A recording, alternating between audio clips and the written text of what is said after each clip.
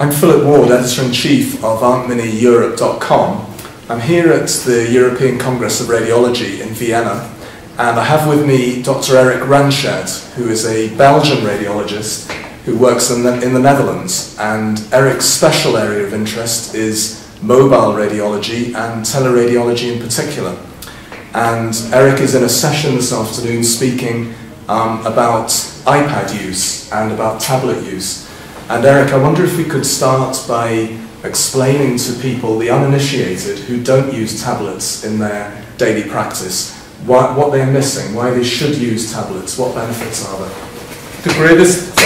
The greatest advantage of tablets and also other mobile devices is that they are very flexible. You can carry them with you, you can use them everywhere, at least when your hospital provides you with a Wi-Fi or an internet connection. So you can not only use them in the hospital and be more flexible or available for consulting with your colleagues or even with patients, but you can also use them at home, for example, when you're on call. And it seems that that is very popular. That's also the way we use it in our hospital. And but then you need a special IT infrastructure with the hospital allowing you to do that. Okay. How do you manage the process in your own hospital in the Netherlands? Yes. How do you manage the use of tablets? Well, we have a specific IT, let's say, application to use it. It's Citrix, and it's like a virtual layer between the workstation we have in the hospital and the iPad we use at home, for example.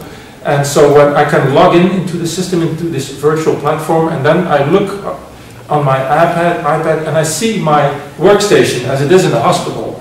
It's even a Windows PC. So I can even just use the Windows PC on my iPad as during on-call services. And then I look at the images, at the CT or MR images, and the quality is very good, and I can look at them very quickly and everywhere, but it's very secure, it's very safe, and it works well. Excellent. Yeah. Do staff bring their own iPads? Do residents, for example, do they have, if they want to use a tablet, they would have to bring their own? Yes, this is called the so-called bring your own device concept. So everybody in the hospital is able to do this. Okay. So this is the philosophy and the policy in our hospital. Everybody, staff members, medical doctors can just bring their own device and then log into the system if they are accepted, of course. But once you're accepted, you can use it. Okay. How about confidentiality? Because that raises a number of ethical, medical, legal issues. Yes.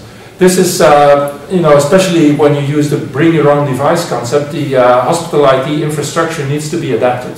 And they have specific management software to keep control about what's being shared on tablets, on mobile devices. Everything is under control. This patient data that you look at are being protected, so no other application on your tablet or smartphone can interfere with it. So the patient information is completely sealed off, so there's no danger for patients. But the hospitals need to adapt to specific applications or software to be able to use it safely. Good, yes. Excellent. Now, this afternoon's session, you'll be presenting the results of a survey that you've conducted on tablet use. What are the key findings that you've unearthed from that particular survey? I think it's a nice survey. We have participants from all over the world. Majority comes from Europe. That's about 85%. How many in total? How many participants? More than 200. Right. All radiologists, and I specifically asked them if they use the tablets in clinical circumstances, and a little bit more than half of them does. And the ones that don't do it are those who are in a situation where the hospital does not facilitate it, but all the others use it. Okay. And the main issue is that they use it because of the flexibility and the way to communicate with other people. You can easily share images when you have an iPad. There's so many applications on the iPad. But again, there's some difficulties regarding patient security and safety, but that's what I'm going to talk about in my session. Were there any surprises in the survey? Anything that hit you as that you hadn't thought of, that you hadn't anticipated? Yes, I was surprised that so many clinicians were already using it, because I read in other surveys in literature that it was only like 25%, but now it's already more than 50% using it. And the other thing is that not only radiologists are using it intensively, but also other referring clinicians like orthopedic surgeons, neurosurgeons, and that's also what we see in literature. That's also what I'm going to talk about. Okay, yes. Good. Now, the European Society of Radiology has, in January, published an official statement on teleradiology. Yes. Could you possibly summarise for our viewers what were the key points in that particular statement?